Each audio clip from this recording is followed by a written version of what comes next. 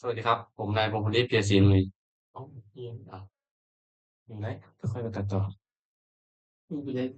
มีโฟนใช่ไหมอืมมึงเข้าเฟรมยังเออสวัสดีอ๋อแล้วสวัสดีครับผมนายพงศ์พลเพียรศรีนุยสวัสดีครับผมนายวิชิตวัฒนกุลครับวันนี้ผมจะมานำเสนองานวิจัยเรื่องการวิเคราะห์และหาแนวทางในการลดต้นทุนการขนส่งเป็นกรณีศึกษานะครับปีการศึกษา2564ของมหาวิทยาลัยบูรพาผู้วิจัยนางสาวจุฑามาศทองทวีหนึ่งนะครับที่มาและความสำคัญของงานวิจัย ต้นทุนด้านโลจิสติกส์โดยเฉพาะต้นทุนการขนส่งเป็นต้นทุนหลักที่มีสัดส่วนสูงเมื่อเทียบกับกิจกรรมอื่นๆบริษัทกรณีศึกษาประสบปัญหาขนส่งสูงจากการจ้างผู้ให้บริการภายนอกทำให้จำเป็นต้องวิเคราะห์ต้นทุนอย่างเป็นระบบและหาแนวทางที่เหมาะสมในการลดต้นทุนโดยเนื้อหาของงานวิจัยมีความเชื่อมโยงกับสาขาวิชา Logistics and Supply Chain Engineering Economy และ Industrial Cost Analysis ครับ ต่อมา2วัตถุประสงค์ของงานวิจัยเพื่อศึกษากิจกรรมการขนส่ง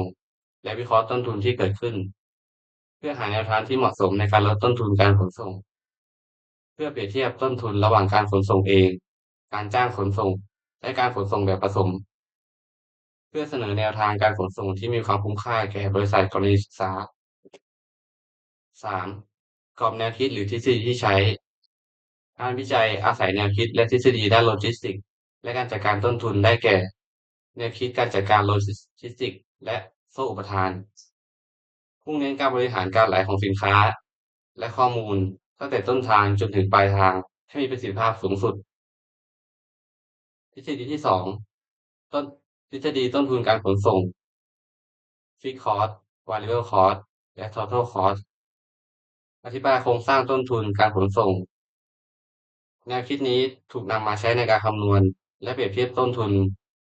การขนส่งแต่ละรูปแบบเพื่อหาแนวทางที่มีต้นทุนรวมต่ำที่สุด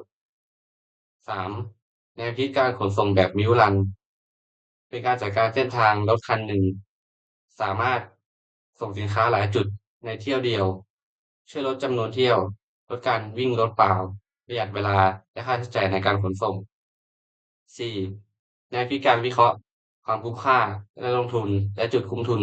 หรือ Break Even Point ใช้ในการประเมินความเหมาะสมของการลงทุนด้านการขนส่งโดยวิเคราะห์ว่ารูปแบบใดสามารถคืนทุนได้เร็วและคุ้มค่าที่สุดครับ 4. วิธีวิจัย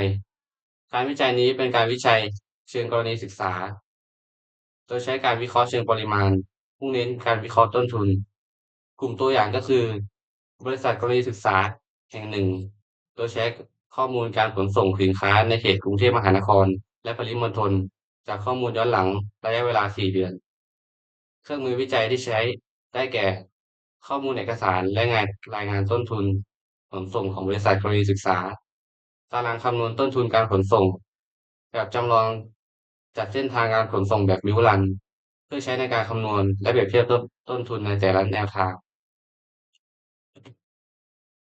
การเก็บรวบรวมข้อมูล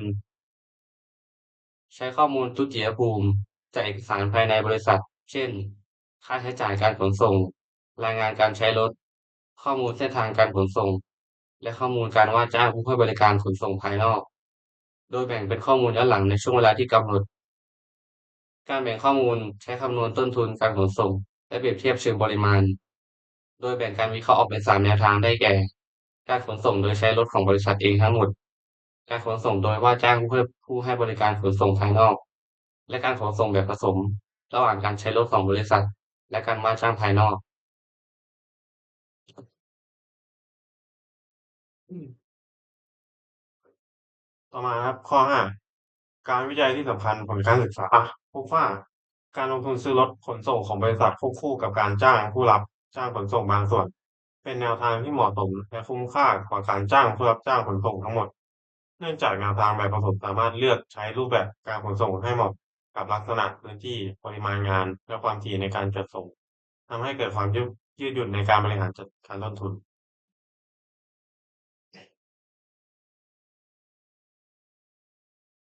6การอภิปรายผลการศึกษาแสดงให้เห็นว่าแนวทางที่1การขนส่งเอง เป็นแนวทางที่เหมาะสมที่สุด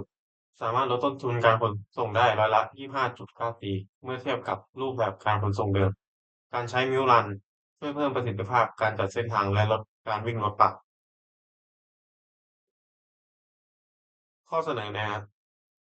บริษัทควรนำแนวทางขนส่งแบบผสมไปใช้จริงและติดตามผลอย่างต่อเนื่อง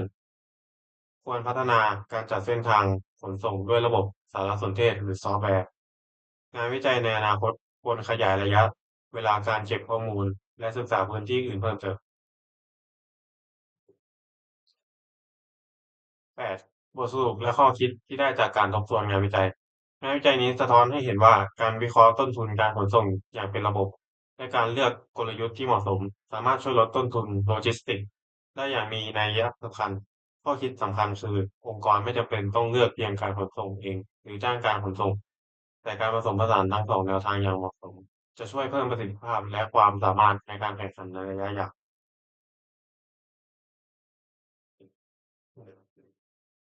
ขอขอบคุณในเรื่องนี้ครับ